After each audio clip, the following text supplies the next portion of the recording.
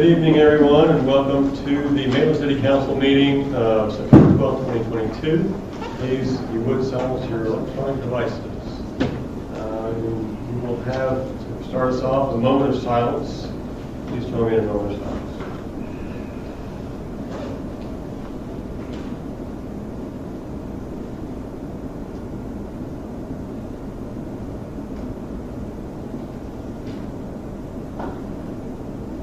Thank you. And if you would, please, if you're willing and able, please stand and join me in the Pledge of Allegiance. Pledge allegiance to the flag of the United States of America and to the republic for which stands one nation, under God, indivisible, with liberty and justice for all. Okay, we've got a couple of public hearings this evening. First is an ordinance on the introduction of the Land Development Code responding to some glitch bill. Laura, would you please read the ordinance title? An ordinance of the City of Maitland, Florida, amending the Land Development Code by amending Section 2.5.3D3, waterfront structure permits, procedure to remove a time limitation on the staff review and decision for these permits, amending Section 2.4.11, post-decision limitations and actions, Section 2.53K, post-decisional limitations and actions in Section 2.5.4D2, types of appeal, to establish a 15-day appeal process for waterfront structure permits, amending Table 4.3.2E, accessory use and structure table to remove farmers markets as a listed accessory use, amending Section 4.3.40, outdoor seating, as accessory to an eating, drinking, and entertainment use, standards to remove a prohibition on food preparation outside the enclosed principal building, amending Section 5.3.7, shoreline protection standards, subparagraph C, water body setback in Section 5.3.8, wetland protection standards, subparagraph F, setbacks to exempt certain structures developed prior to the code update, amending Table 5.6.4, specimen tree replacement standards to change an inconsistent unit of measurement, and amending Section 10.3.2, definitions, to revise the definition of waterfront structure to remove an inconsistent reference to the shoreline protection area, providing for codification, providing for conflicts, providing for severability, and providing for an effective date. Okay, thank you, Laura. Dan, she didn't leave you much. She did, so I will keep it very short. So, Council, this is the what we brought to you a couple weeks ago for introduction. The only change is that we removed the amendment about the 14-foot minimum height for the first floor of townhouse units. So that's been removed from this ordinance. Other than that, everything is still the same. You introduced it a couple weeks ago. Tonight's the adoption. It's just a reminder, P&Z recommended unanimously to approve this back in August. And with that, staff is recommending council adopt the amended proposed ordinance that takes out that 14-foot minimum standard. Okay, thank you, Dan. Does anybody have any questions, Dan? Dan, I was just thinking about one just now, just popped up. So with the trees, we're changing it from using one word to another. Would that still be, when you switch over, would that still be the equivalent of the same size tree? Yeah, that was just actually a typo. It was a reference. The DBH is the diameter of breast height versus caliper. Usually caliper is what you measure things by at planting, whereas DBH is usually when you're talking about the size of a grown tree. So it was incorrectly referenced as DBH. Okay.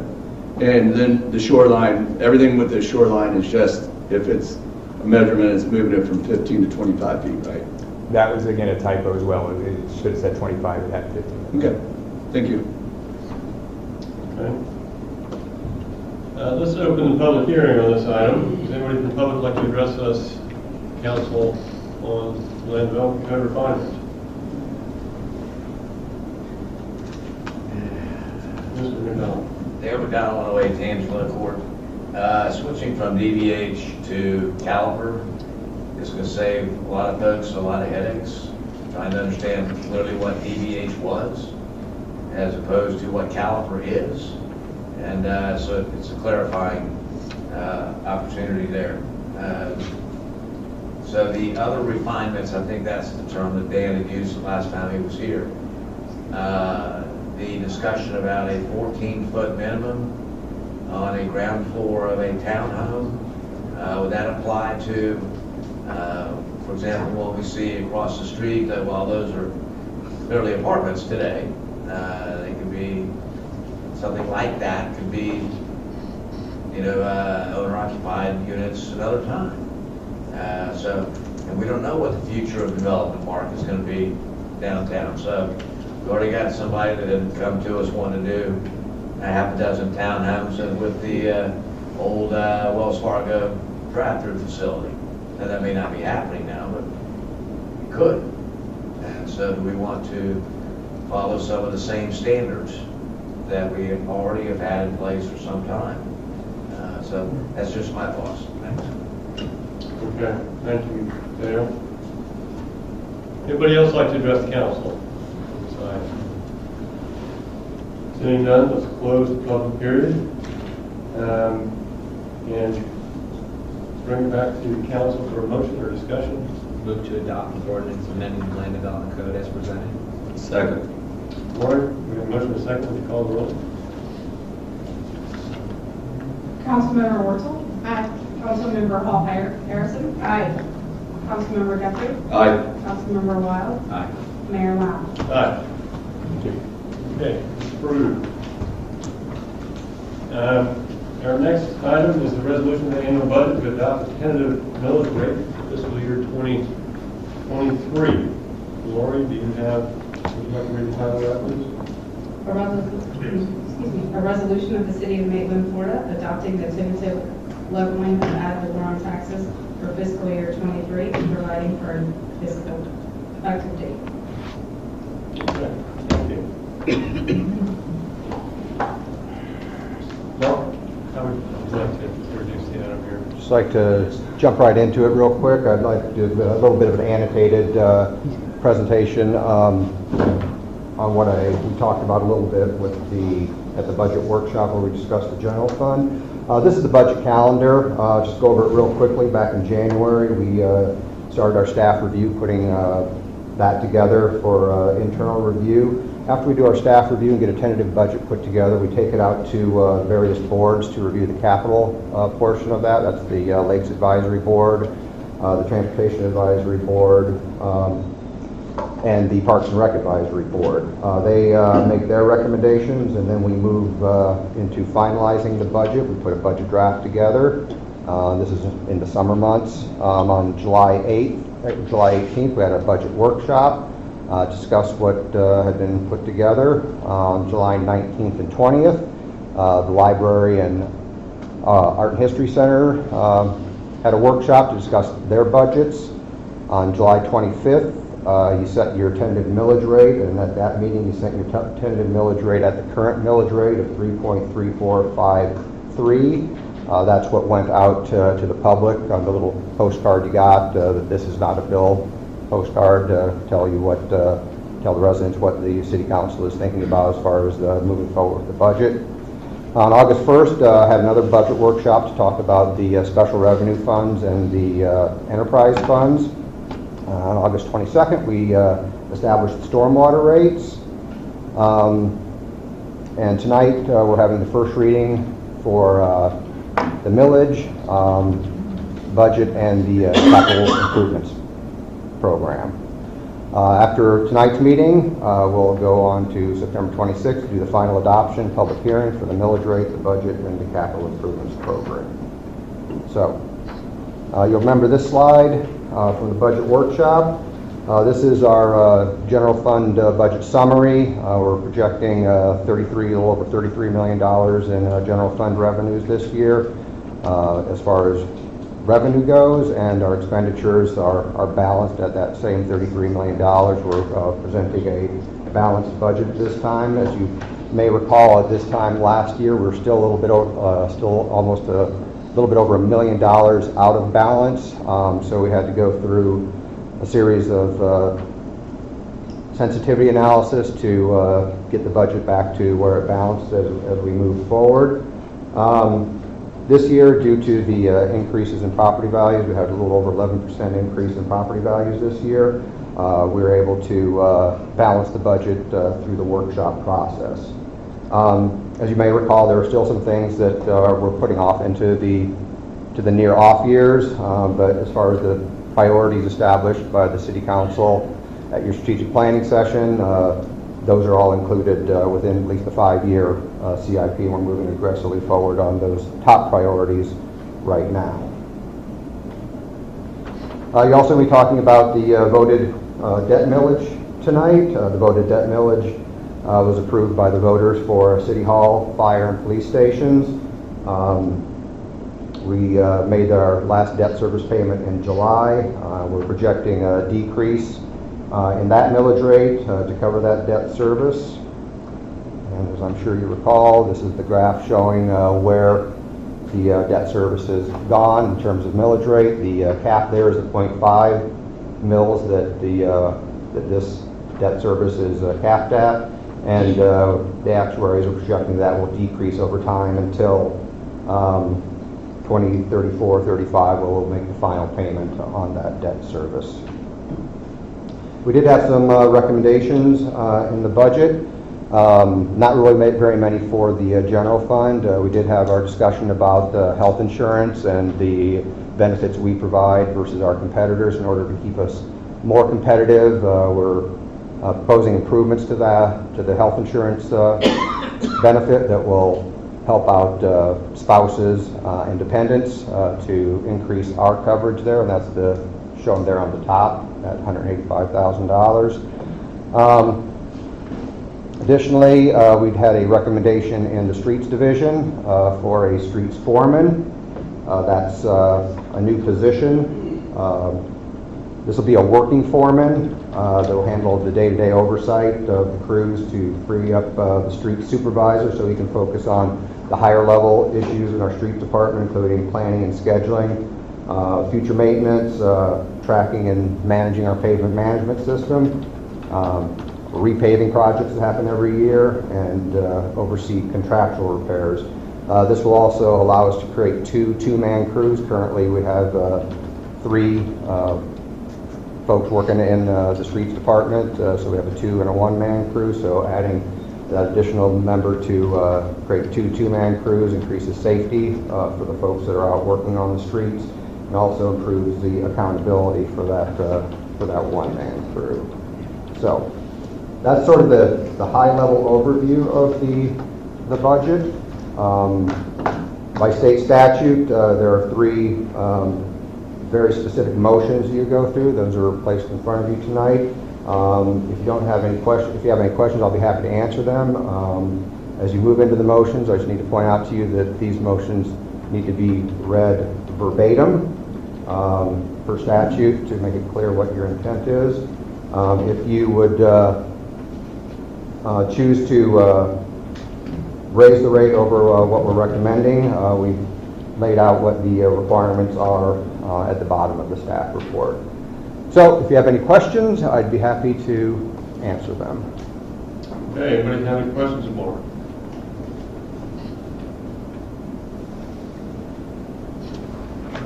Seeing none, let's open the public hearing on this. Would anybody from the public like to address council on the budget, on the tax bill rate? Go ahead. Good evening. My name is Colleen Lilly, 250 Seneca Trail. I have about 2 questions.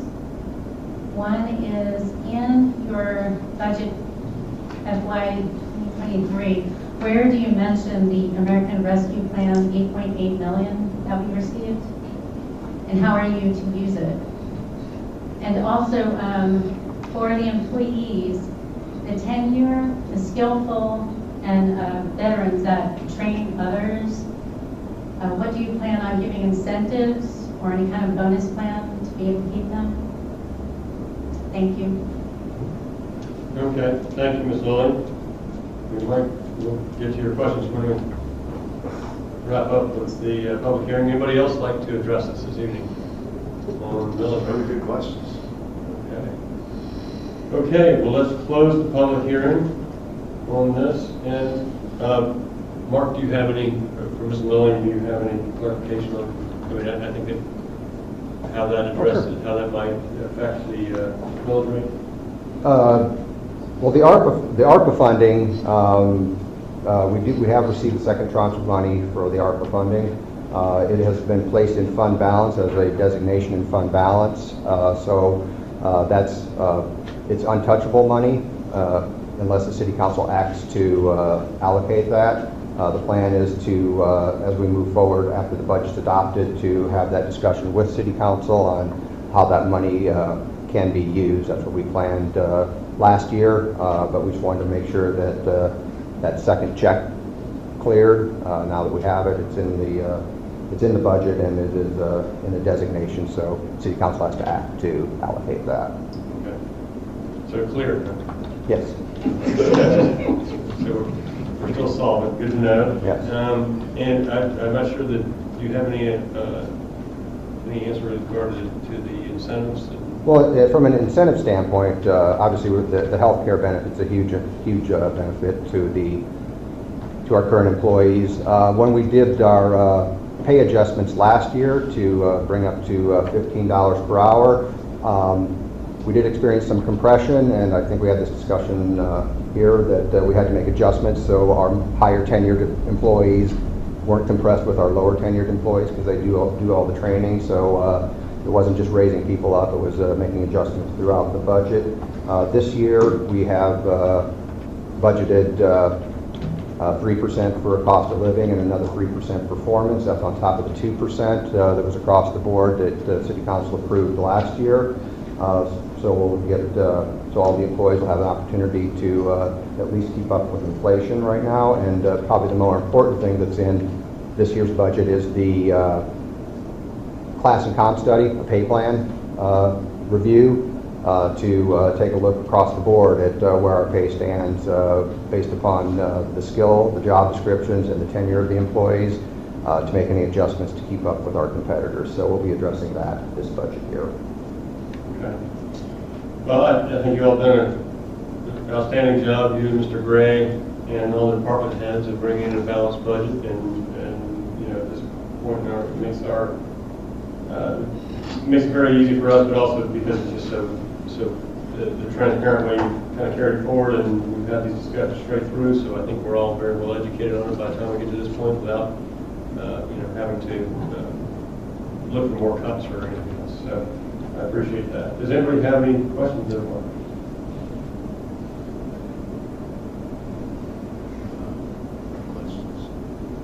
And if not, then there might be a series of motions that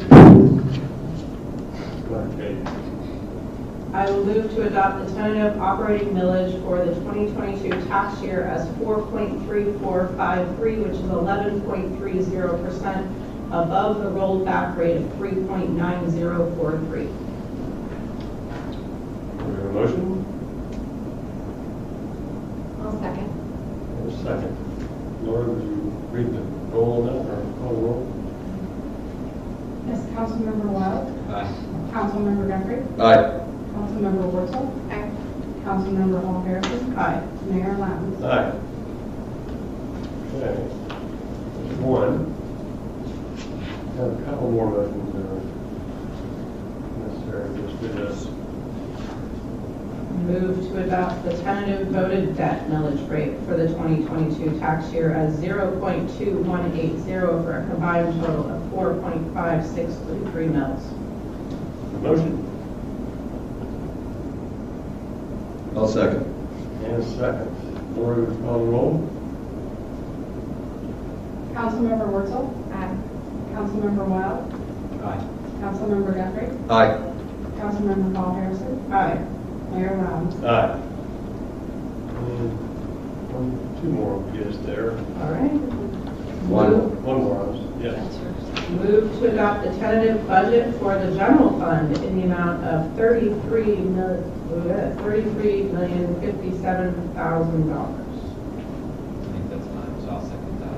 We'll make our way down. Okay, we have a motion and a second. Laura, would you call the roll?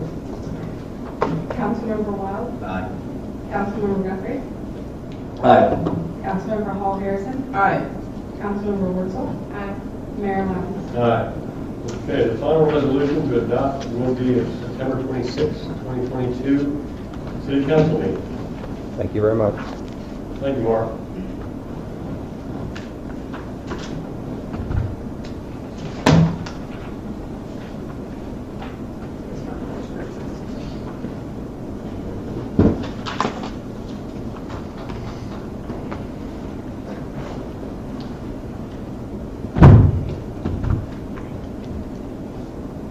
Mark, is there any old business to report?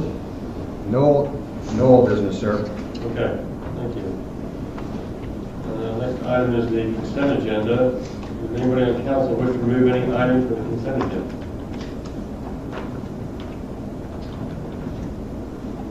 All right. Would anybody from the public like to comment on any consent agenda items number 2 through 8? Seeing none, we'll close the public comment period, and a motion is in order. I'll make a motion to approve consent agenda. Motion? Second. And a second. Laura, would you call the roll? Councilmember Guthrie, Aye. Councilmember Hall Harrison, Councilmember Wurzel, Councilmember Wild, Aye. Mayor Maitland. Aye. Okay. Consent agenda is adopted. Let's open the public period. This is the period where anyone can address the council on any item that's not actually on the agenda this evening. Does anybody have anything they'd like to announce or discuss? Nice dinner.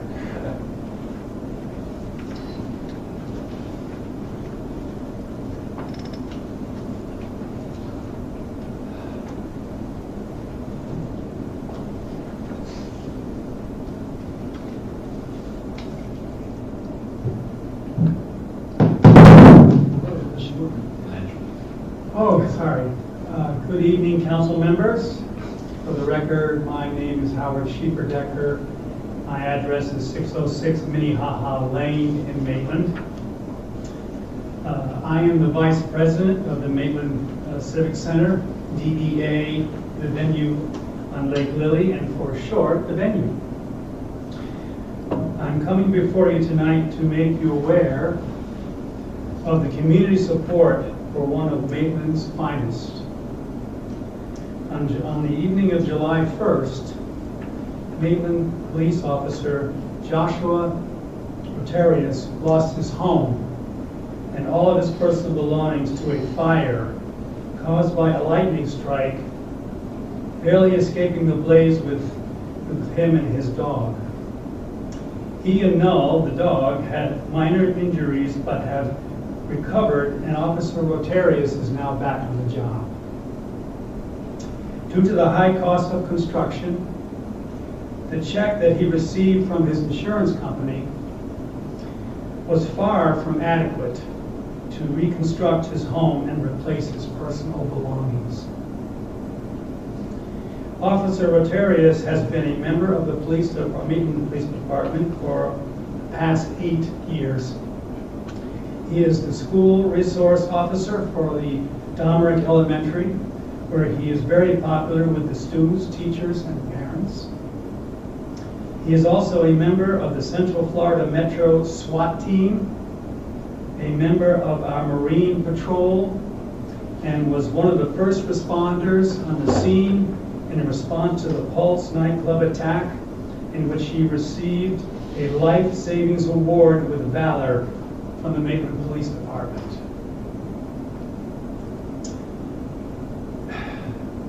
When we, at the venue, found out Officer Rotarius' situation, we immediately wanted to help him with the rebuilding of his home. To achieve this, we are doing it 2 different ways. First, we are sponsoring a family bingo night this coming Friday, September 16th, from 6:30 to 9:30 p.m. at the venue. I believe you all have a flyer there showing all about the details on that. It will be a fun night. including cash prizes, dinner with dessert, a family dance party, silent auction, and cash bar. There are flyers also available I put outside with all the details outside the council chambers in the foyer. Is there anybody here that'd like to find out about it? All the net proceeds will go to Officer Ortegas. Second, the venue is privately raising funds through our board members, other 501c3 organizations, and private citizens in the community. Our total goal is to raise a minimum of $20,000, which are all tax deductible. This is what the venue is all about, serving our Maitland community at no cost to the city. Please join us for bingo night and/or donate funds to help Officer Vitarius put his life back together. The venue will be sponsoring other community events later this year and next year, including our third Corks and Forks event, April 20th, 2023. We will be coming before you again and making you aware of these Maitland community events as they come up in the future. Thank you. Thank you, Howard. Anybody else have any comment? Seeing none, we'll close the public period. Again, thank you, Howard, and thank you, Renee, for all you're doing for Officer Vitarius. We wish him the best and this is a successful fundraiser for him. All right, we have decisions to make. The first is an appointment to the Lakes Advisory Board. Laura, would you introduce that appointment? Yes, the Lakes Advisory Board has one vacancy. The first term of Mr. Paul Brennan expires tomorrow, September 13th, 2022. Mr. Brennan is interested in continuing to serve and desires to be considered for reappointment. Mr. Brennan and 3 other residents, David Hoover, Greg Harwick, and Colleen Lillen, all submitted volunteer to serve applications, and they were included in the packet. I received an email earlier today from Mr. Hardwick that wishes to be removed from consideration. Okay. Thank you. So we'll do this according to the book. And so we'll first open it up to... I'll nominate Paul Brennan. Okay. Yeah, I'll second. Do you need a Well, second? next we're just going to Just nominations going in at this order. point, yeah. Just Okay. gather all the nominations first. Paul Brennan. Any others? Okay, then when there's an equal number of nominees as there are vacancies, the nominee requires a second and third to be appointed. So, I'll second that. all right, we have a second. Third. Second and third. Okay, Mr. Brennan is reappointed for the second term. Thank you, and again, thank you for those who put in their applications. It's all our process. For us sitting on these. They're right here. The words are right here. There's no, we're not signing blame, we're just saying it's I'm not.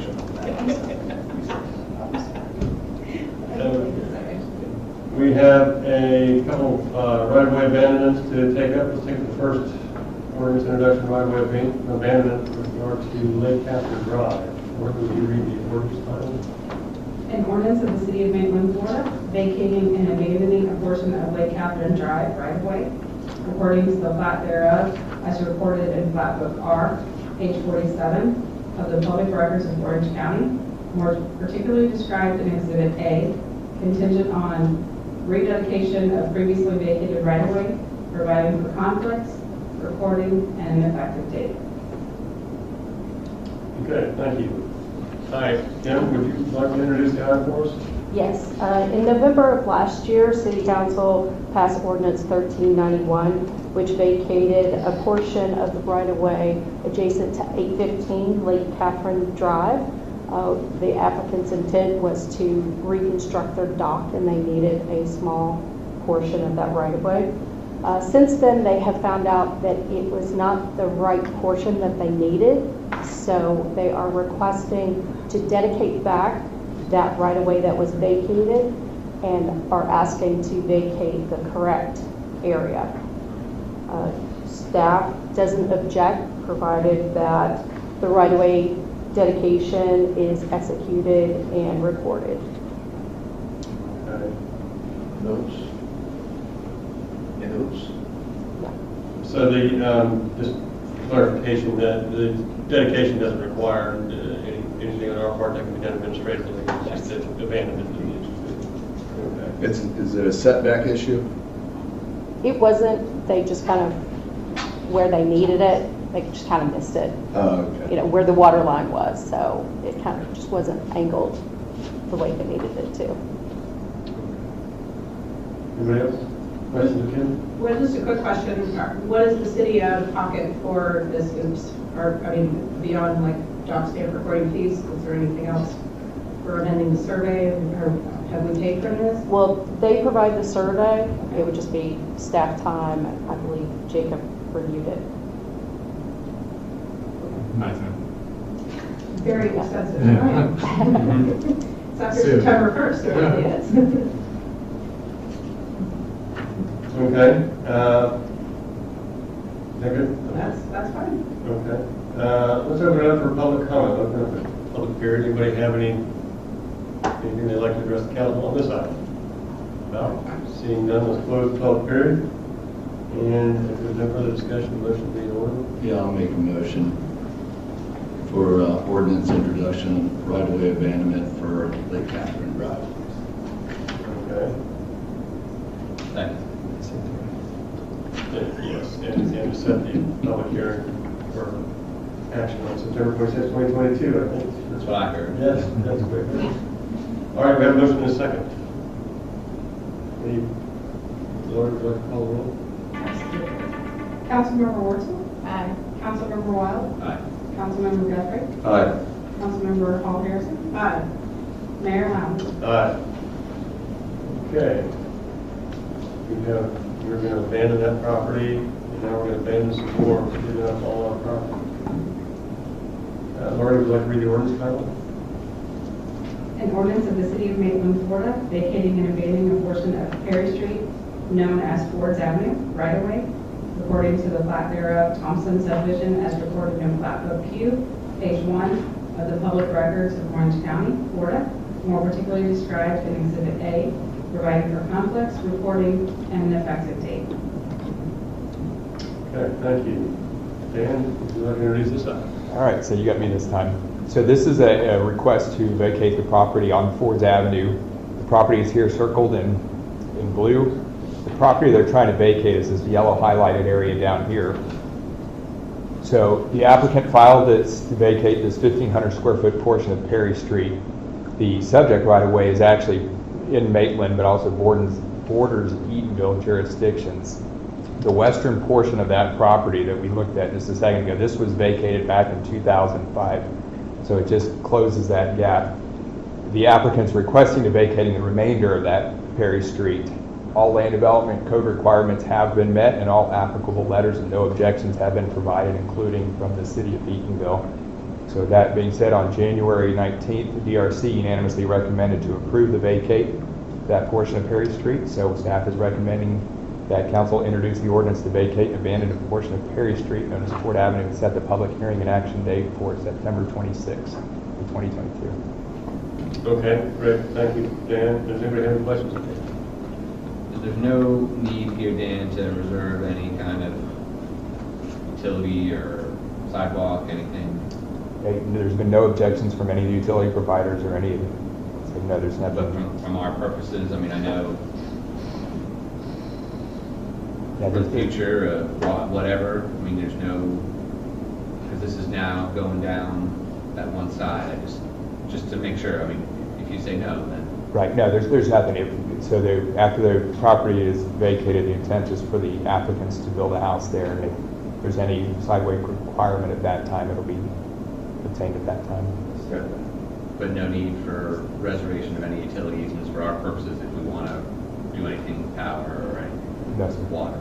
Okay. So Dan, my question is, with it boarding Edenville, with this whole property, is this just a sliver we have and then the rest is properties in Edenville, or is this all Maitland? Correct. So this is all Maitland. The yellow is all Maitland. The Eatonville portion actually comes down here.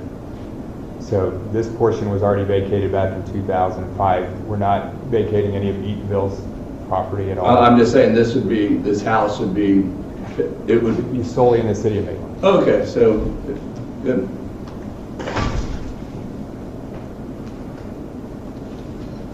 Okay, let's open the public hearing on this. Would anybody from the public like to address the council on this item?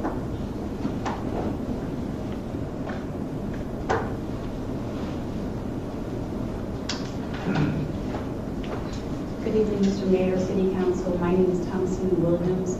I am the managing member of the manager of BW Legacy BW Land 132 LLC, which is the applicant in this case. I rise simply to urge you to vote in favor of this item. We have gotten all of the letters of rejection reported by staff, so there is no concern about any need for utilities going forward. And I actually own a couple of adjacent properties. The reason that we requested this is so that the property is not considered then a corner lot when there has never been a street there. That changes the requirements then for building. So again, we would urge you to respectfully grant that. Thank you. Okay, thank you, Ms. Williams. Would anybody else like to address the council on this item? Seeing none, let's close the public period. If there's no further discussion, the motion will be in order. There's a motion right there. I will move to introduce an ordinance to vacate and abandon a portion of Perry Street known as Ford's Avenue and set the public hearing of action for September 26, 2022. One second. Okay, we have a motion and a second. Laura, would you read the roll, please? Councilmember Wild. Aye. Councilmember Guthrie. Aye. Councilmember Hall Harrison. Aye. Councilmember Wurzel. Mayor Lowndes. Aye. Okay. And another abandonment. Laura, would you like to read ordinance title? An ordinance of the city of Maitland, Florida, vacating and abandoning a portion of Howell Branch Road right of way according to the plat thereof as recorded in plat book T, page 7 of the public records of Orange County, more particularly described in Exhibit A, providing for conflicts, recording, and an effective date. Okay, thank you. And would you introduce for us, please? So this property is on the south side of Howell Branch Road where Thistle comes in, North Thistle. It's actually the portion of the property that's being requested is this little tiny corner here. And as you can see, the rest of it's been vacated along the street. So this is one little gap that hasn't been vacated. So the applicant is trying to vacate the 750 square foot portion of Howell Branch Road. Again, all other portions have been vacated, and he's just asking for the remaining portion of it. Again, similar to the last one, all land development code requirements have been met, and all applicable letters of no objection or conflict have been provided. In June, the DRC unanimously recommended approval of this vacation. And as with the last one, staff is recommending the council introduce an ordinance to vacate this portion of Perry Street and set the public, I'm sorry, not Perry Street, but Howell Branch Road, and set the public hearing and action date for September 26, 2022. Okay, does anybody have any questions of Dan? Seeing none, let's open the public period. Anybody from the public like to comment on this item? Seeing none, let's close the public period. And if there's no further discussion, the motion will be in order. I would move to introduce an ordinance to vacate and abandon a portion of Howell Branch Road and set public hearing and action for September 22nd, 2022. 26. There we go. 2022. Yep. All right. We have a motion? Second. 1 second. Laura, would you please read the roll? Councilmember Guthrie. Aye. Councilmember Hall Harrison. Aye. Councilmember Wurzel. Aye. Councilmember Wild. Aye. Mayor Lowndes. Aye. Thank you, Dan. All right, now we have the 5-year capital improvements program. Lauren, would you please read the ordinance title? An ordinance of the City of Maitland, Florida, amending ordinance 1389 in direct relation to the capital improvements program. Table 1, amending the governance and implementation only of the Maitland Comprehensive Development Plan 2035 to replace Table 7.1 Capital Improvements Program to recognize the annual update of the City of Maitland 5-year CIP, amending the CDP relating to Orange County Public Schools to recognize the annual update of the OCPS 10-year capital outlay plan and providing an effective date. Okay, thank you. Mr. Bragantine, would you like to introduce this? Yes, sir. As you know, as we go through the budgetary process, we put a great deal of energy into our 5-year capital improvements program. That's because we like to anticipate where the funding is going to come from, not just for the current year that's budgeted, that you're adopting the budget for, but for the out years, so we can plan the revenues for those out years. Going hand in glove with this is the requirement by the state in Chapter 163 that as we adopt our 5-year capital improvements plan as part of each year's budget, we also amend our long-range plan, or comprehensive development plan, to reflect the capital improvements program to ensure that we're keeping up with the level of service for the various functions within government. So what you have here on the screen is sort of a synopsis of the synopsis that's attached to the ordinance. This is sort of the big picture of Table 1 that was adopted within the CIP. So that's what's included in the Comprehensive Development Plan. So it's the state's effort at ensuring that local governments remain responsible and plan for future needs so they don't get caught later and have unfunded projects and inability to meet their levels of service. Okay, thank you. Does anybody have any questions of Mark on this? Anybody from the public like to address the council on the 5-year CIP plan? Seeing none, let's close the public period.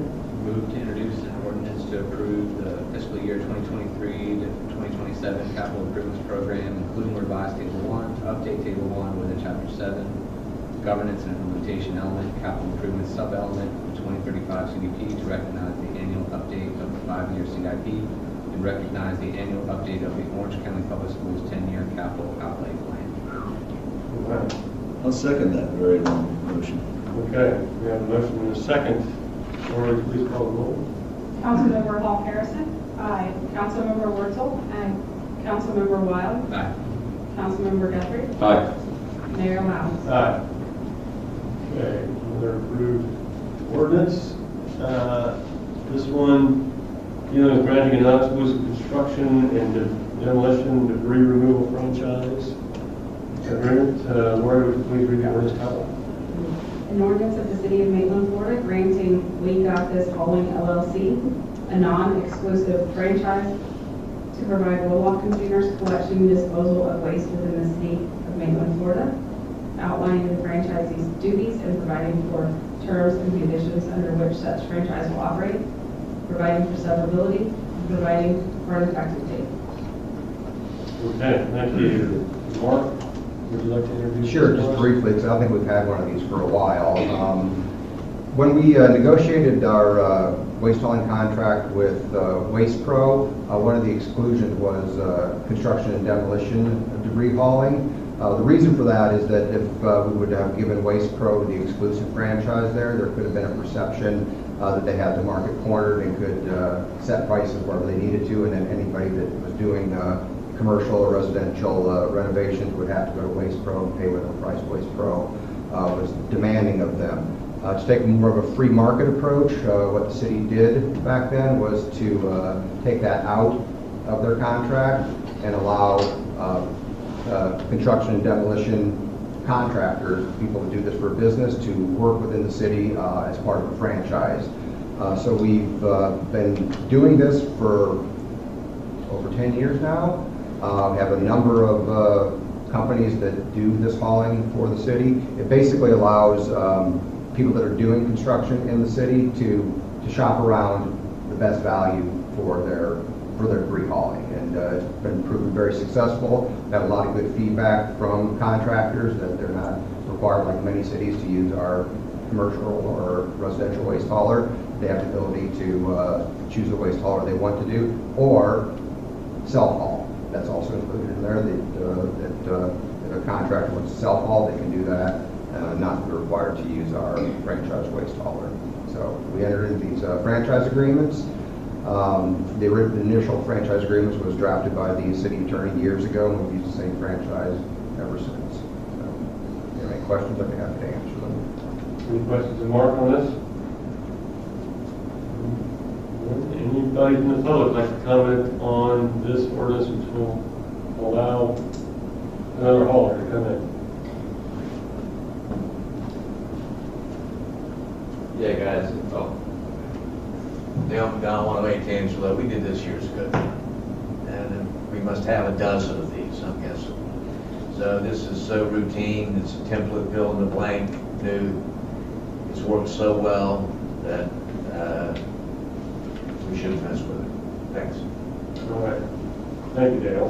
From 108 Angelo Court. Yeah. To complete the record there for you. You need to make a motion? Yeah. Yeah, so we at least have a dozen, right, Mark? Yeah, I think we have more than that now. Yeah. I didn't get the number before I came tonight, but yeah, it's between 10 and 20. Okay. Anybody else like to comment on this item? Seeing none, let's close the public period. And any further discussion or motion would be Move to introduce an ordinance granting a non-exclusive franchise agreement to We Got This Hauling LLC and set the public hearing date for September 26, 2022. Second. okay. We have a motion and a second. Lori, please call the roll. Councilmember Wurzel, Aye. Councilmember Wild, Aye. Councilmember Guthrie, Aye. Councilmember Hall Harrison. Aye. Mayor Wellens. Aye. Okay. You're unanimous on that as well. The final item tonight is the ordinance introducing the charter amendments. Lauren, please read the ordinance title. An ordinance of the City of Maitland, Florida, submitting to the electors of Maitland proposed amendments to the charter of the City of Maitland, providing for ballot titles, summaries, and text for proposed amendments, providing direction to the city clerk, providing for severability, providing for an effective date for approved amendments, providing for an effective date for the ordinance. Okay, thank you. Lori, you going to walk us through this?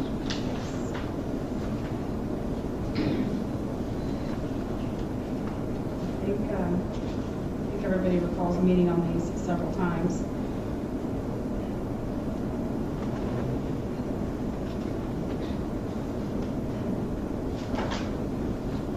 I think everyone might recall meeting on these several times, and so we're down to what we received from you were the 6 final questions to put to the voters. The first one is the clarification on the term limits, and the ballot language would be clarifying the application of term limits for the office of mayor. The mayor who has served 2 consecutive terms shall be ineligible to qualify to run for office of council member until 1 year after the end of the mayor's last term. This one was recommended by the Charter Review Commission. And for an example, it would be if Mr. Smith's second third-year term as mayor concluded April 12, 2022, Mr. Smith would be eligible to qualify in January 2024 for the March 2024 election, taking office in April 2024. And you see the language in the charter. We clarified it to until 1 year after the end of that person's last term.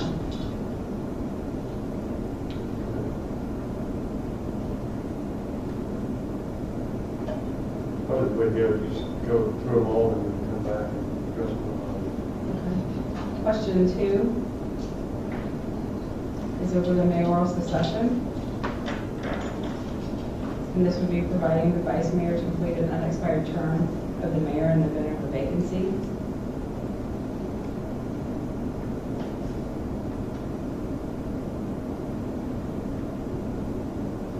we've removed the last sentence: if the mayor's seat is vacated during his one term, the new mayor shall be elected at the next scheduled municipal meeting. We just removed that, and then vacancies were provided, and the vacancies, all vacancy is filled other than for the mayor's seat.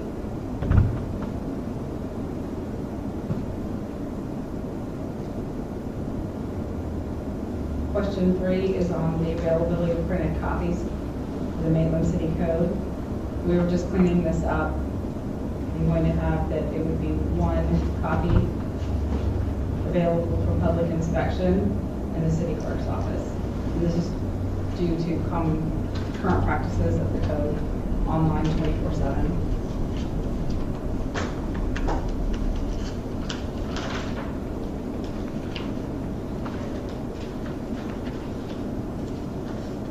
Question 4 on the providing for runoffs.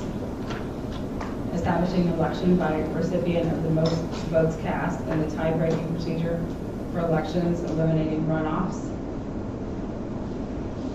So we'll be taking out the entire runoff section, and it would go to establish a candidate with the highest number of votes cast for an office is elected, and when 2 or more candidates receive an equal number of votes, the drawing of lots will determine the winner.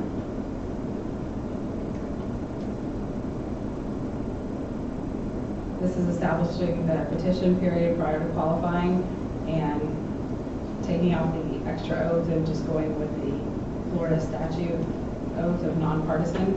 So it's adopting a nonpartisan candidate oath, clarifying time for submission to clerk, and establishing qualifying procedures. This was to allow this came at the request of the supervisor of elections to allow time to certify petitions. So we would have a period for petition submittal that would be the 14th day prior to the start of qualifying, or later than the 10th day. Still the same requirements of 50 signatures. The qualifying period doesn't change, and then we're taking out the oath. The last question is on the gender neutrality, and this is to remove and make all gender neutral references in the charter.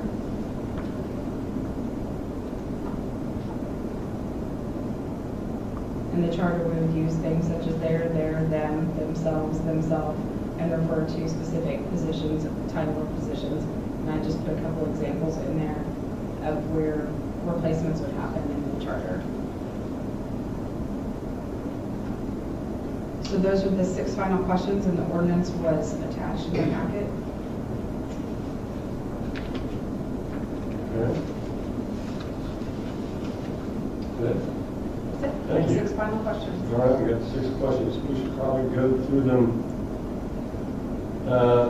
one at a time. If anybody has any comments on it, or if they have any questions of Lori or of Margaret or Jacob about it. Now is the time. So let's start with number 1.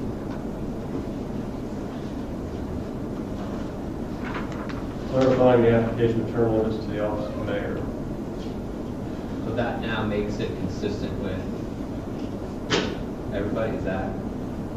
Just the mayor who left council seats alone.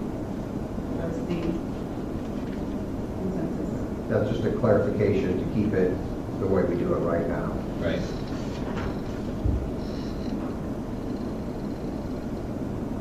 And that syncs up with the intent or interpretation section of that? Yes.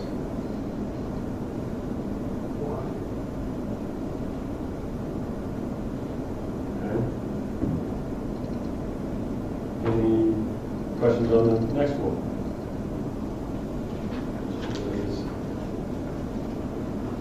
The mayoral succession, where the vice mayor would fill the unexpired term of the mayor.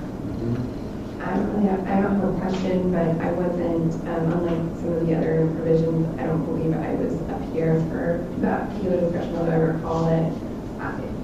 Just for whatever it's worth, I personally am not in support of that. I prefer the way that it was written, and the reasoning is because unlike other sort of comparable examples within a democracy, where, you know, a vice president or a vice governor run together on the same ticket, and so therefore the voters know who's replacing someone. the way that we choose vice mayor here in the city. I don't believe it's consistent with that. And as a result, I would be in support of keeping it the way it is. There's other alternatives that would also please me, but the simplest would be keeping it as is in such a position on that. Okay. So this,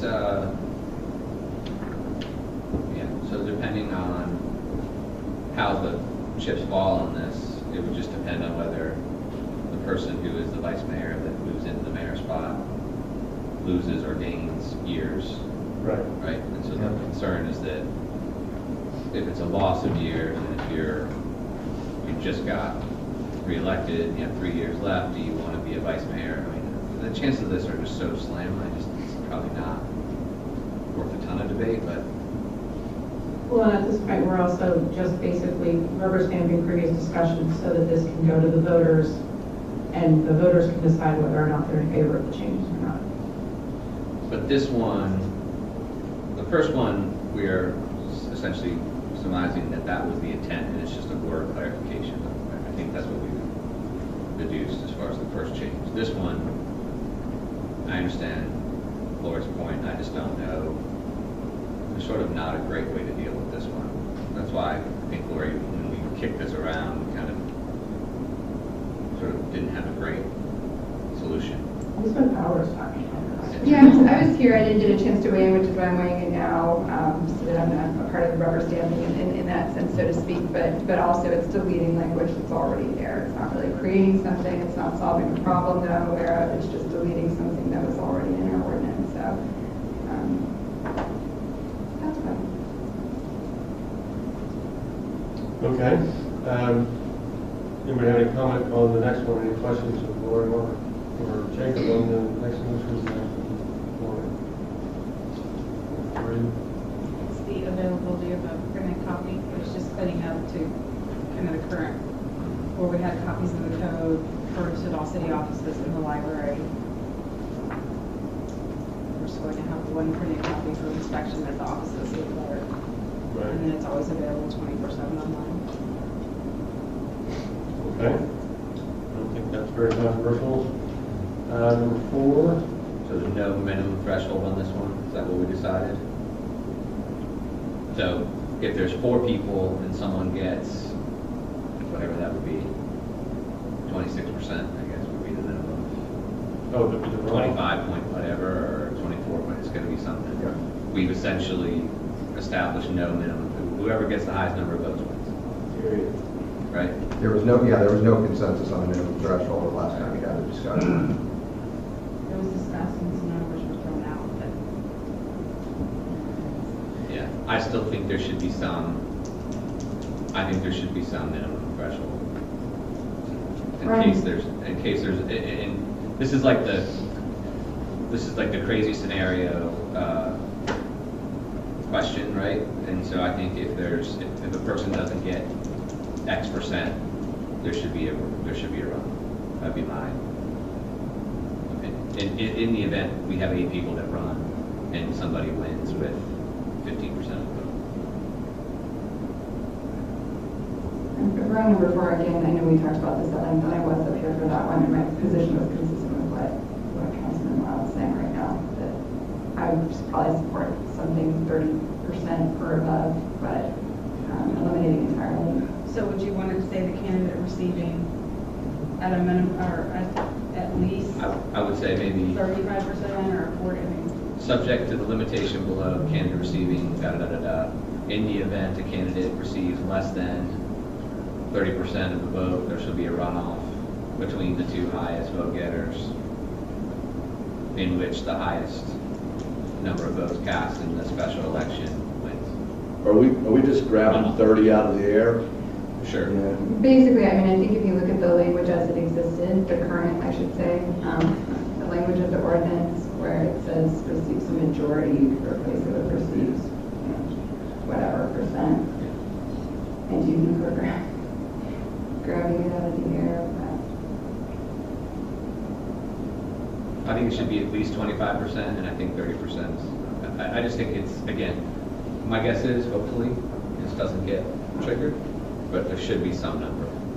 That's my thought. I'd be happy to support that if we just didn't grab the 30 out of there, if we could table this somehow and then look in to see what, other Almost all of it's majority. municipalities. I would, almost everything's majority everywhere. I think, to me, actually, I think hypothetically it'd be great if this issue popped up all the time, because that would mean that we regularly have 13 people running for office, which would be such a great thing in Maitland. And so the issue would be, as happens in Orange County, these larger places, you have 13 people running, and it's very difficult to get a majority. And so if you don't have a rule like that, then the person who gets 15% of the vote theoretically could win. And I think most people would agree that that's not a desirable scenario where someone gets 50% and wins an election. So I think that I'm never a fan of this isn't likely to happen, therefore we shouldn't base policy on that sort of thing. I live in the hypothetical, and I've experienced it in this case. So I think that that's the concern. So Mayor, if we wanted to revisit this, how would we go about that? Well, this is just the introduction, so we have another bite at it on the 26th, right? If this is forward. Is there a number though for range that you would like us to consider that we can look into? I'd say 30%, give or take 5%. What? Give or take 5%. I think that's legit. So that means either 25% or 33 1/3. Okay. Somewhere in that range. I'm just throwing it As out. the other You asked for. No, I gave it. I didn't see that one coming, man. I didn't think it was that that part. I actually didn't think it was that funny. No, I'm sorry, it's But not I'm glad I funny. gave you some I comment. mean, if that's the one you just pulled Didn't off. see it coming. Okay. Laura, you said I 25%? mean, anything, I think, that's fine. That She would said satisfy. 30%. I was trying to give, Oh. Vance wanted a range, so I gave it to her. So how would it play out scenario if it's 35? Somebody would come in, you'd have to, and you had 20, say you had a 27, 23, and a 50. I mean, 27, 20, whatever it was, but you had to get 35%. Does that make it harder than, say, 25%, or is that, I guess? The higher the number, the more voter support you have, so. Yeah. Yeah. So I'd be happy with 35. Yeah, it seems like a simple fix. I mean, we can talk about the number, I guess, next time if we get here, but just you can put it in blank there now, or you put 30 in, and we can discuss it next time, but it looks like the language is pretty easy. Yes. All right, what is the next item? So this is on the petitions and the oath and the qualifying. If you'll remember, on July 11th, when I submitted this, you all are familiar with doing the form that we print out from the state that's in the Florida statutes, and it's the nonpartisan oath. You all take it and sign it. We, somewhere along the line, had added an oath in our charter. It didn't exactly line up with the Florida statute one, so this was proposing to go with that. And this was adding in the additional petition submittal that would be preceding the qualifying. So petitions would come in with the oath, we would send them to supervisor of elections. They would give us the certification back of the 50. That would make the person then eligible to come in and qualify. Qualifying does not change. Okay. Everyone good with this? Does this have any effect on the honorable character? No, of course not. You still can. Only hope.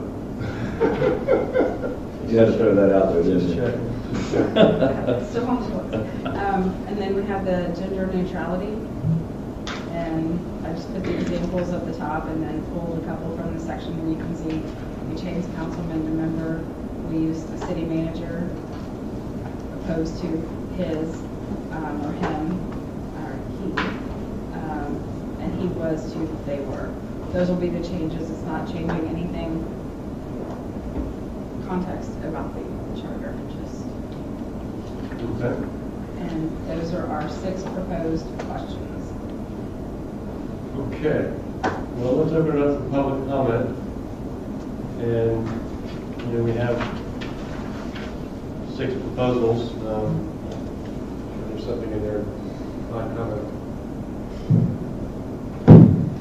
Yeah, Dale McDonald, 108 Tangela. Are these 6 questions that were recommended by the Charter Review Committee? Some of them were, some of them weren't. I know.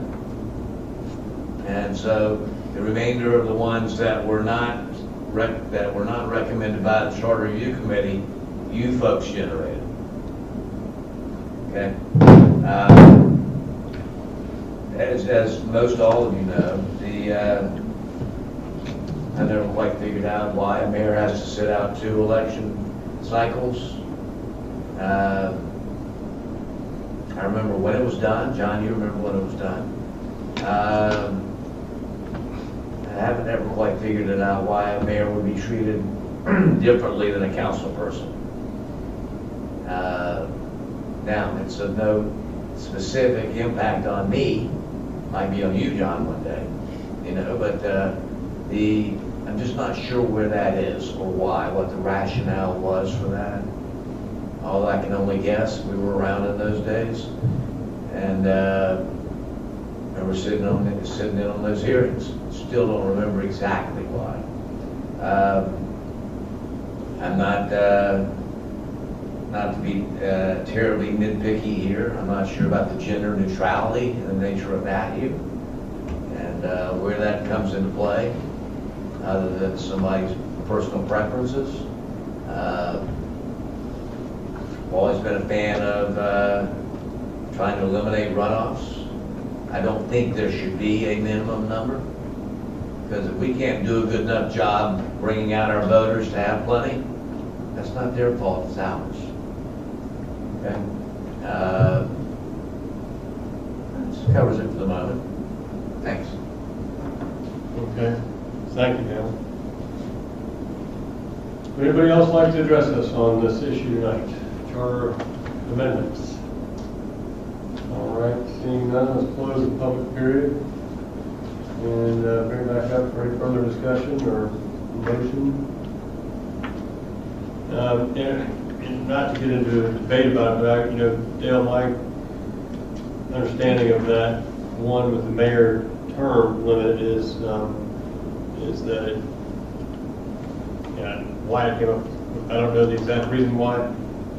It left, in my view, a disjunction in the charter, because the interpretation section said it shall be interpreted this way, and the actual text of the language was somewhat ambiguous on that point. So I think that's why it's framed as a clarification rather than changing it. And it was what it was. It already been passed once. So I think this is just clarifying, would be a clarification of what had gone before. So.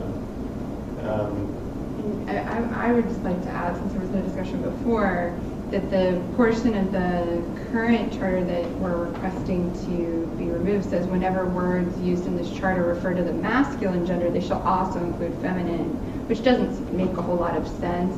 And since we see so many women up here, it's just to be more accurate, I think, and inclusive, instead of just using masculine pronouns to include women. So. And that was recommended by the Charter Review. That came in the report from the Charter Review Commission. Right. I think that the 2 that were not recommended were just cleanup items that you had identified. One of them was the oath issue. The oath and the petition period, and then the access to the printed book. Right. Yes, and you did a thorough scrub of the charter when you came in. It was well done, and so it was good to catch those. Any other discussion or motion? Move to introduce an ordinance providing charter amendments to the voters at the next municipal election, setting the public hearing and an adoption date for September 26, 2022. Okay, we have a motion. Second. And a second. Laura, would you please read the call roll? Councilmember Wurzel? Based on what I've already said, I say yay. So, just as clarification, I'm not voting. We're not voting for this. We're Mine's just the setting mayoral succession, but I still I understand what it's for. I say nay. Councilmember Hall Harrison? Aye. Councilmember Guthrie? Nay. Councilmember Wild? I'm an aye. I'm confused as to why we're naying this. We just don't want to do charter amendments? No, I've said it since day one that I don't care if that the council and the mayor should be treated equal. It's not, I don't care that you have to, a council person has to sit out for a longer time also. But the whole thing with this was explaining to me that we want more people involved and we don't want the same people coming back and back. So if you're going to say that, you might as well do it with the council. Right, but we're not voting for any of these six. We're passing it forward to then vote on these six at the next one. So the thought is you vote it forward so we can keep the process going, and then if you don't like 1, 2, 3, 4, 5, or 6, then on the next meeting you either change it or pull it or say I don't support it. So that's why I was just moving this forward. Yeah, I'm just going to be consistent with how I've been on that. That's why. Aye. And just for clarification, as we move this forward, unless the council feels differently, we'll just put a number in to hold that place with percentage. Yes, and that's why I was think clarifying 35%. that, because I raised 2 issues, and that satisfies me on that. Okay. You can, obviously, everything's up for discussion at adoption, but we'll just put that in as a placeholder. Okay. All right, so we got 3 of them, right? We'll see it again. Yes. Okay. All right, so we're done with the business portion of our meeting, but we have a discussion item, and Councilmember Wurzel has brought this to our attention, and I guess, Laura, would you like to introduce it and discuss it? Sure. This is for the Best Foot Forward program. We saw Emily Hanna, the executive director of Bike Walk Central Florida, who runs the Best Foot Forward program, gave a presentation to council in June of this year regarding the Best Foot Forward program. Included in the agenda are some attachments.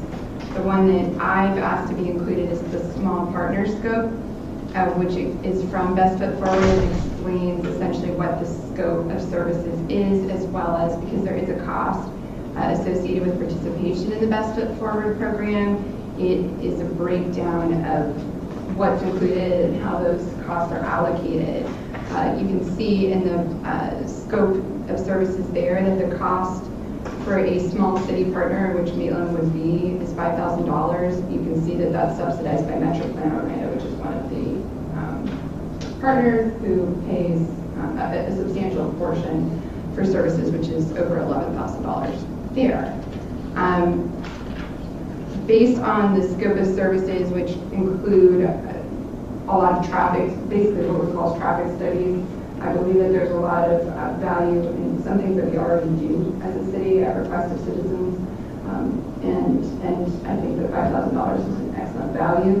But I also point out that the other partners include not only Metro Plan Orlando, but Orange County, Seminole County, Osceola County, City of Winter Park, the City of Castleberry, the City of Kissimmee, the City of Orlando, the City of Oakland, and so on and so forth. And so I believe also Maitland is one of the stops on the, this is 4 cities bike, 5 cities, thank you, bike tour. And we've always been and will continue to be regardless of our participation in this. I think that as I said before, when I asked for this to be placed on here,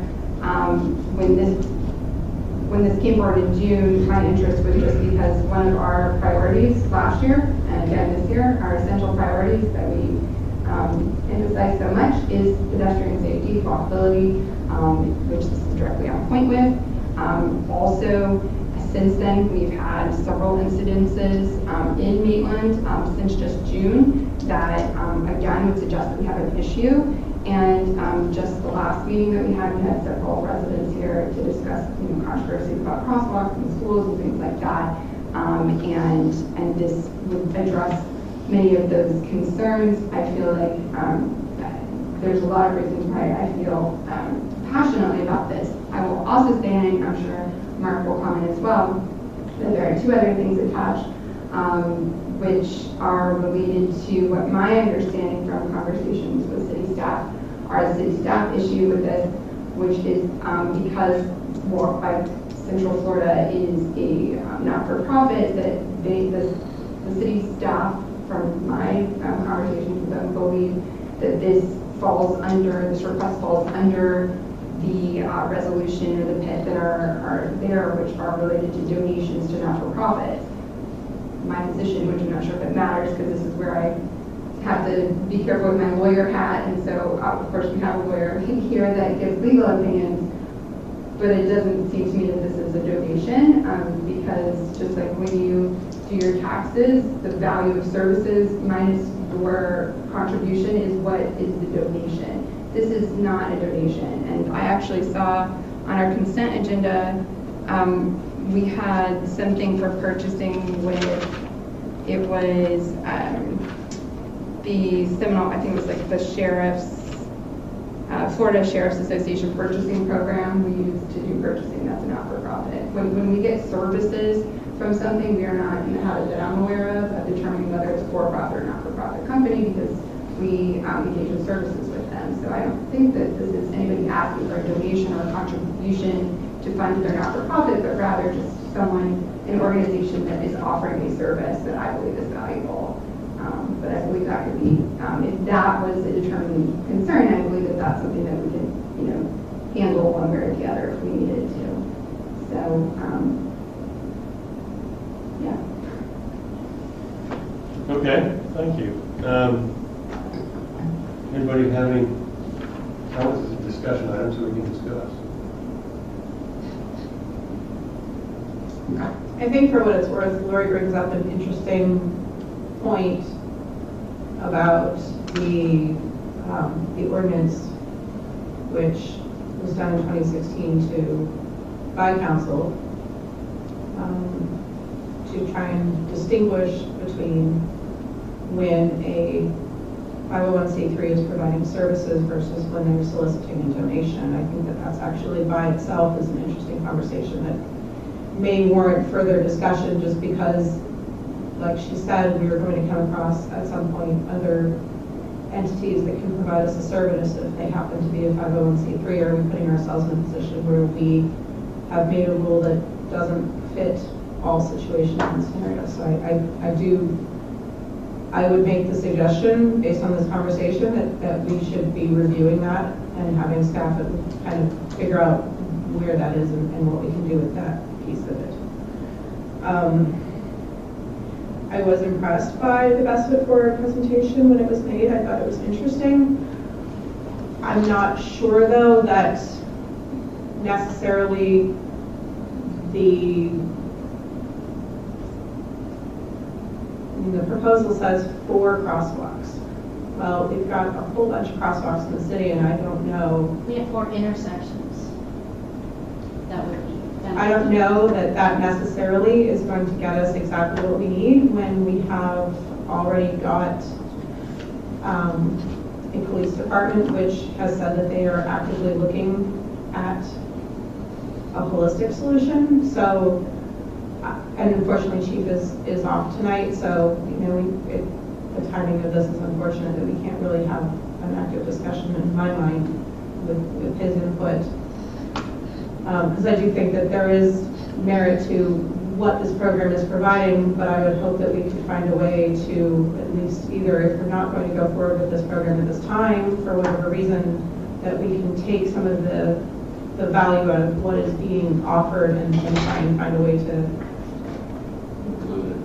elaborate on those ideas and sort of implement them in our own way elsewhere. So I will say I do think it is important to note the number of cities that have utilized Best Foot Forward and that we are not on that list. And so I don't know whether that's a good thing or a bad thing, but I do think it's something worth noting when all of our neighboring municipalities have put their endorsement on this program and are utilizing it. And that's pretty much all I have to say.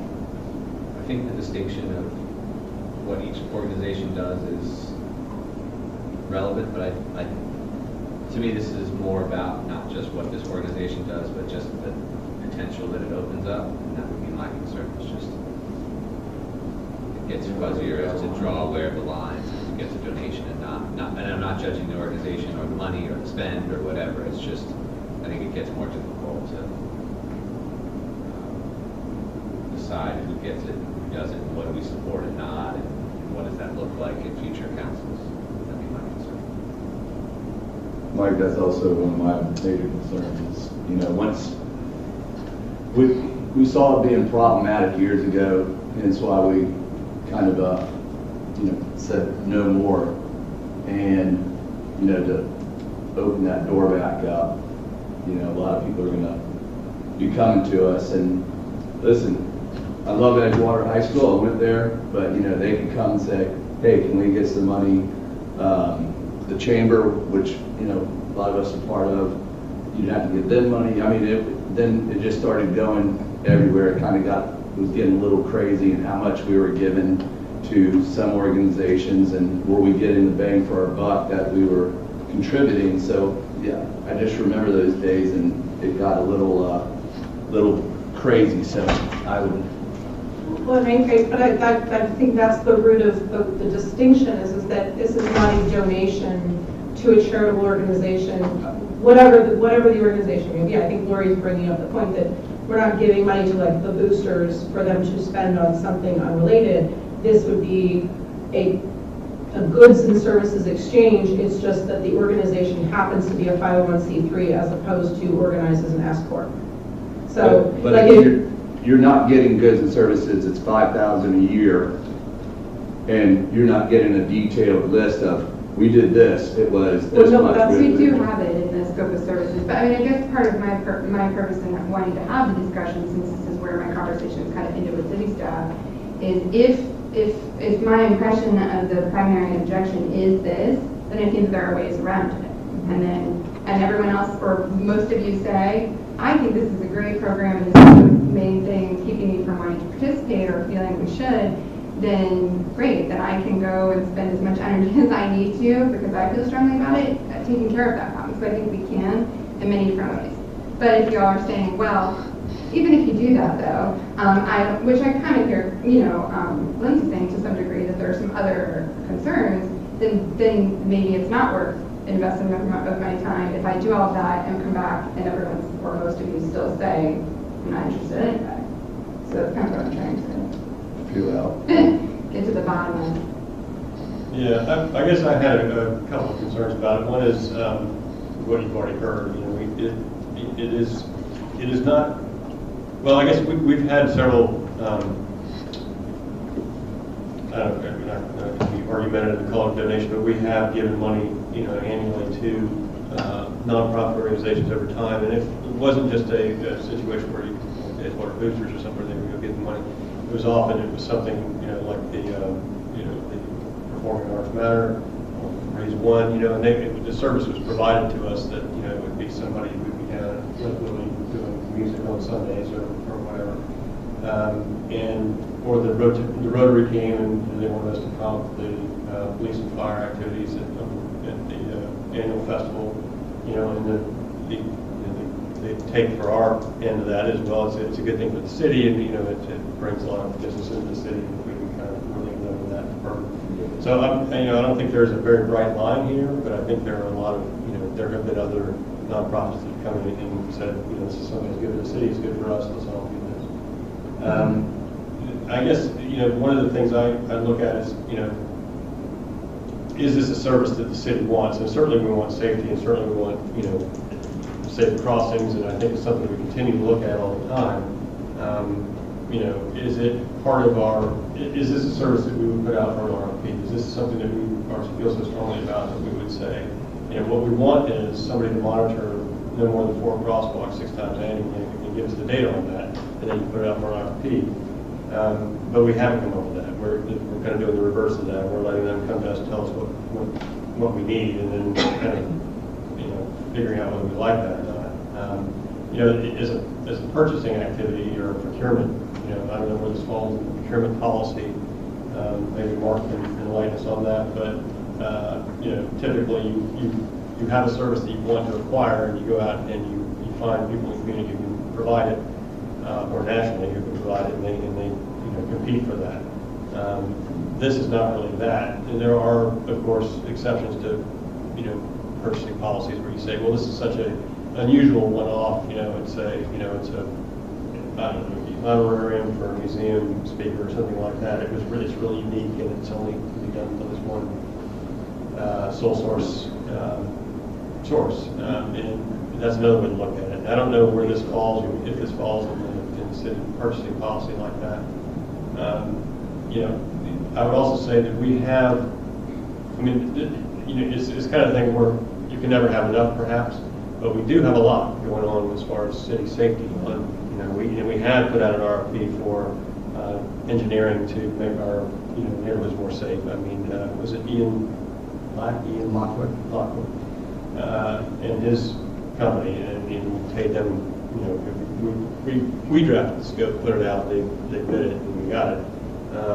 And so we have, and what they're doing, of course, is the traffic calming as we go through the Delaware utilities,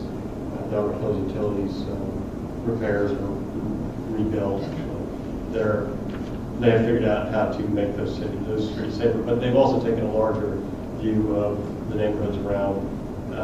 We have an ongoing project now, which is statutorily required that we have to look at all our intersections. Is that right? And the signage and all these things. So there's several things going on. There's several things we've done. I know that about a year ago, it was probably just about a year ago, several parents came up and said there was a speeding throughout the neighborhoods, and so we took a hard look at that, and we came up with those signs that would tell you what your speed is when you're entering the neighborhood. There was some monitoring of some discussions with the police department about what the best way is to slow people down and things like that. Because I think that's really what we're looking at, is kind of the conflict zones at intersections is probably the most sensitive area that we ever think of, and that's what this is targeting. And I guess I look at this and I don't know what the scope says. It says monitor no more than 4 crosswalks 6 times annually. I don't know if that means 24 crosswalks or just the same 4 or 6 times. But if it's just 4, we've got a lot of crosswalks in the city, and I don't know if this is really focused around schools or if it's focused on 1792 or getting people across this whole Mississippi River that divides us east and west. So it just seems it's not. I don't know whether it's fish or fowl. Is this something that we need and we should put out for RFP, or is this something that somebody's telling us what we need and we need to agree to it and give them $5,000, or is it just a donation like the other thing? So those are generally my concerns. I don't have a hard.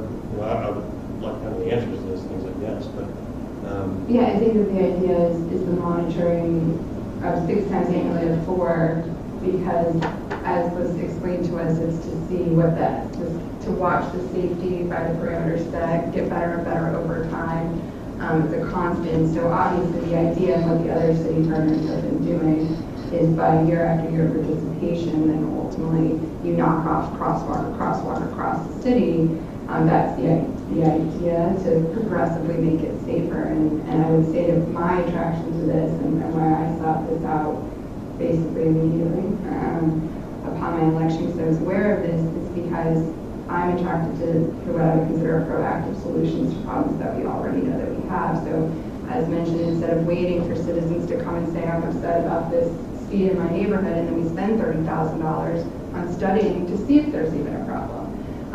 And I think in that case, we decided there wasn't. So then we spent all of that money, I don't want to say for no reason, but, ultimately to explore something. And so in this instance, it's more proactive to see, and it's a lot, it's more inexpensive. And given Metro Plan's participation in their $11,000, we can even look at it like a grant that cost with a $5,000 surplus, like some of the other grants, one of which we approved tonight, where we had to make up a difference in there in the consent agenda. So I think that's the idea, but I guess this is, my goal from the end of the conversation or discussion is to determine if there is more information that I or other people can get that will help with this, or if it's just a no, then it's a no. Or it's a no for enough people, but that kind of Right. Since I can't talk to y'all about it, other than right here, that's the purpose. See, and I know Metro Plan, I mean, they do a lot of studying on, places that they consider to be problematic. So I'm wondering if it's just an easy discussion, with Metro Plan to say, hey, do y'all know about these areas? These areas are concerns to ours, what's being done in the future, see if if they're even thinking about anything yet, if anything's happening. And I'm happy when, at the MAP meeting to put it on an agenda for a conversation to see also. Yeah, I think the collaboration is another thing to me that's appealing proactively, is that we have the county, all of these counties surrounding, and all of these municipalities and Metro Plan involved in something, then we can learn. And there are multiple conversations I've had with Emily or other people on this where I say, well, I was riding our bike trail and this didn't seem safe. Well, that's not really the standard anymore. But we don't really know things until they come up. Yeah. And so to be proactive and to know because the standard of best practices on these things are changing constantly, and so it's impossible for us to be always on everything. But my fear is that at this point we're being reactive instead of proactive, and I feel this is an opportunity for what I would consider, given all the things we've approved tonight, a lot of money, a small portion of that. But again, if there's specific answers I can get or find someone who can get, that's what I'm looking for. And I know Mayor Louses has given some. And I know Oakland, what's going on in Oakland is, that place is growing fast. So, we're already established, and they're having a lot of highways come through and everything. So they see problems coming down. We already have our existing problems. Yeah, and so, that would be another question I have, since you already wanted to kind of find out all the concerns. Another one would be if we're looking at 4 crosswalks a year, and I'm just going to take my neighborhood because that's the experience I have, and that neighborhood's been there for 60 years, and aside from the sidewalks that we've put in the last 10 years, 12 years, it's virtually unchanged. The houses are unchanged, the school's unchanged, everybody's in the exact same place that they were 60 years ago. And so, I was thinking about it's kind of like the great caribou migrations or whatever. You see these tracks they leave over, decades and eons, but that's where the kids go. We know exactly where they go. We know, my kids, went on the same street, to Dalrick, for all those years. And we did build sidewalks there. We have better crosswalks now. And there were, the parents were involved in making those things happen. And that's all great. But I just, other than making the intersections more visible with paint stripes in the road or, signs that blink, or, other than that, I'm not sure there's much that can be done through data collection, observations, and photos, because like I said, for 60 years, we know exactly what those things look like, and any of us, we all see it every day. I'm sure you see it every day. But those are the enforcement and education pieces, which are also in the scope of services, so they do that. And I know that, and I agree with Lindsay that it would be great if Chief Manuel was here, because I know that he also, from my conversations, is actually supported this as well and has worked or spoken with them, because they do participate in some of the education programs that happen with all municipalities. But a big part of it as well, to your point, it's a combination of efforts, including the enforcement, which is through education, which I know to be consistent. I'm sure everyone knows to be consistent with Maitland PD's sort of overall philosophy of education. But in any case, I have some good things to put forth and continue on my journey.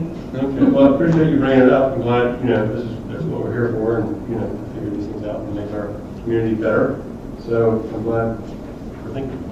So thanks for bringing it up. Thank you, Chris. Anybody else have anything on that? Nothing? Okay, how about reports? Let's start with the city attorney. I'm afraid no report. No report? As far as I know. Haven't heard anything on PPAP? Is there some? No, we have a hearing coming up. That's really, I haven't heard anything about settlement or anything since we set that hearing, or any response from them at all. Looking out of Tallahassee. No, nothing on Tallahassee. That's always I don't think they could do anything though. Right. Or that, I shouldn't say that out loud. but- Yeah. Yeah, Okay, Mr. City Manager? The only thing I have is just to let you know that we're in the final stage of putting the RFQ together for the library consulting team. That should be on the street by Friday. Really? Okay, RFQ to the library, all right. Mrs. Clerk? Anybody else members, anybody have a report? No, no. I just wanted to, we have flyers up here, and I bet they're out there too, because they know that the bingo night was already brought up by Mayor Schuberdecker, so, but the Community Expo for Maitland Chamber, I was speaking with them, and they have lots of vendors, which this is basically kind of like the, all the different businesses and services in Maitland or around Maitland. And in the past, it's not the vendors that they actually have trouble with, it's getting people to come, which is the easy part, right? Just to come and listen and see what's in the community. So I believe it is from 4:30 to 7:30, which is actually not on here, but it's from 4:30 to 7:30. Yeah, and you can show up, and it's free to attend, and I bet there's free stuff, candy, like goodies. They put signs out on the road, like, go down Sand Spur, there's probably 3 or 4 of the signs, so, yeah, they're pushing it, it's good, I'll be there. Yeah, I attended it 4 or 5 times. All right, anybody from this end of the dais? Peanut calories, no. No? All right. All right, none, okay, well, let's call it a night, thank you, we're adjourned.